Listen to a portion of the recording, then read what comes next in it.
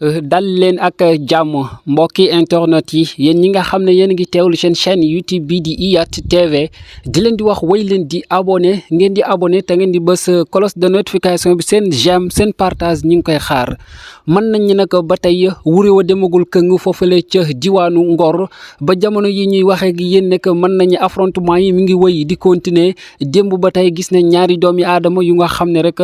jot nañoo daal di ñàkk li nga xam ne rek moom mooy seen bakkan ci mbir mi nga xam ne rek xew na foofule ci diwaanu Ngor ci diggante ñi nga xam ne ñoom ñooy takk der yi ak waa Ngor gannaaw nag jiyee jooje ñu gisaat nag ki nga xam ne rek moom mooy Juan Branco moom mi nga xam ne mën nañu nag depuis mu dikk Sénégal ñu daal di koy refoulé maanaam wàññiwaat ko boobu ba tey dafa mel ni ku guuxal mer ñi nga xam ne rek ñoom ñooy nguur gi mbir moomee nag tax mu daal di titré waat niki tey foofule ca pasam wane kat ne dañoo dóor ay bal réel yu nga xam ne rek ci peuple bu Sénégal lañ ko daal di tiré peuple boobee nga xam ne nag mën nañu ñoom tooñ ñu defuñu waxuñu nekkatu fayantoo gi nga xam ne rek nguur mi ngi koy daal di fayantoo ak ñi nga xam ne rek ñoom ñooy askanu Sunugaal nekk lu nga xam ne peut-être moom mii di Juan Branco metti na ko ci jamono yi ñu toll lool l'avocat Ousmane Sonko bi daal di dellusiwaat ci li nga xam ne rek moom mooy jiyee ji gannaaw niki démb ñu xëy si tey mën nañ ne dañoo dàbbaliwaat maanaam